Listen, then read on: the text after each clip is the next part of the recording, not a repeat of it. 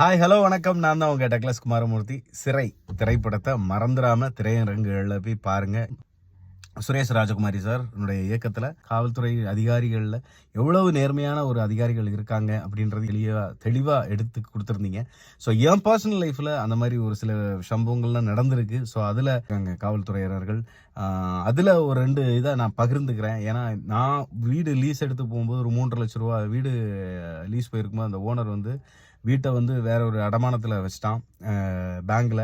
அப்போது பேங்க்லேருந்து எனக்கு ப்ரெஷர் வந்துச்சு, இந்த மாதிரி வீட்டை காலி பண்ணுங்கன்ட்டு. அப்புறம் வேற வழியே தெரியாமல் சொல்லிட்டு காவல் அதிகாரி வந்து புழல் ஸ்டேஷனில் இருக்கக்கூடிய சீதா மேம் அவங்கள அறிமுகப்படுத்தி வச்சாங்க. அவங்க போய் கம்ப்ளைண்ட் ரைஸ் பண்ண உடனே ₹1 கூட அதுலேருந்து குறையாம 3.5 லட்ச ரூபா பணத்தை எனக்கு இந்த காவல்துறை அதிகாரி சீதா மேம் அண்டு மனோஜ் 2 பேரும் சேர்ந்து எனக்கு அதை வாங்கி கொடுத்தாங்க. ஸோ அது என் லைஃப்பில் மறக்கவே முடியாது. நான் கஷ்டப்பட்டு மீடியாவில் உழைச்ச காசு இது.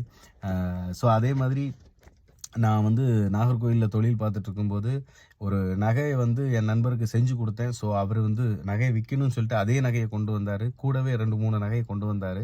இது பண்ணி வச்சுருந்தாங்க, அதை விசாரிக்கணும் அப்படின்னு சொல்லிட்டு. அப்புறம் எனக்கு தூத்துக்குடியிலேருந்து முருகன் அப்படின்ற ஒரு இன்ஸ்பெக்டர், தம்பி அதில் வந்து அந்த திருடன் கையில் நீ எழுதி கொடுத்த சீட்டு இருந்தது அப்படின்னு சொல்லிட்டு எடுத்து காமிச்சாரு. நான் வந்து விற்று கொடுத்த அந்த நகையினுடைய உருக்குன அந்த தங்கத்தையும் நான் அந்த காவல்துறையிட்ட ஒப்படைச்சேன்.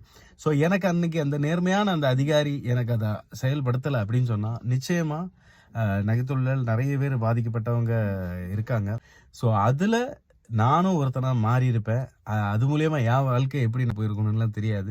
அன்னைக்கு ஒரு சரியான ஒரு காவல் அதிகாரி என் லைஃப்பில் அப்படி ஒரு செயலை செய்யலைன்னு சொன்னால் நிச்சயமாக என் வாழ்க்கை தடுமாற்றத்துக்குள்ள ஆகி வேற மாதிரிலாம் போயிருக்கணும் வைங்களேன். ஸோ இந்த திரைப்படத்தை நான் இதை பார்த்துட்டு நான் இதை வெளியே சொல்லலைன்னா நான் மனுஷனே கிடையாது. ஏன்னா எனக்கு அவ்வளோ டச்சிங்காக இருந்துச்சு. எனக்கு அந்த புனிதமான அந்த காவல் அதிகாரிகள் என் கண்ணுக்கு முன்னாடி வந்துட்டு போனாங்க.